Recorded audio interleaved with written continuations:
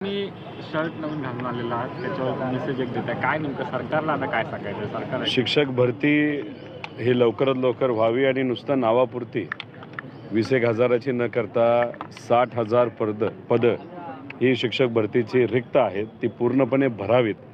प्राध्यापक भरतीची पदंसुद्धा अनेक वर्षांपासून रिक्त आहेत, ती भरावीत. खरं तर केसरकर साहेबांनी गेल्या 2 अधिवेशनामध्ये फक्त शब्दच दिलेत, शब्दाशिवाय दुसरं काय मिळालेलं नाही. आणि त्याच्यात बोलत असताना मध्ये जर आपण बघितलं कॉन्ट्रॅक्टवर काही लोकांना ह्यांनी घेतलं आहे, जे माजी शिक्षक आहेत, जे रिटायर झालेले आहेत. त्यामुळे ह्या सरकारचं खऱ्या अर्थाने काय चाललं आहे हेच कळत नाही. त्यामुळे उगाच वेळ न घालवता आता आचारसंहिता लोकसभेची लागू शकते, त्याच्या आधी 60,000 शिक्षक भरतीच्या ॲड निघाल्या पाहिजे.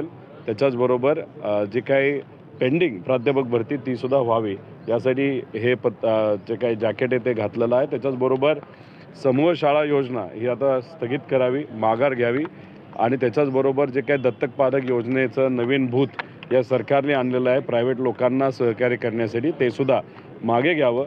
हे सगळे मुद्दे आम्ही युवा संघर्ष यात्रेत घेतलेले होते आणि हे टी शर्टवर हे लिहिलेले आहे.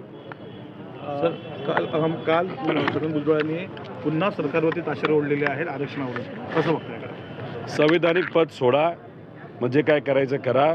एका बाजूला फाईल त्याच्यावर सह्या करतायत, संविधानिक पद म्हणजे मंत्रिपद ठेवताय, कॅबिनेटमध्ये जाताय, चर्चा करताय आणि बाहेर जाऊन रस्त्यावर जाऊन काही बोलताय. मग तुम्हाला हक्क कसा राहिला?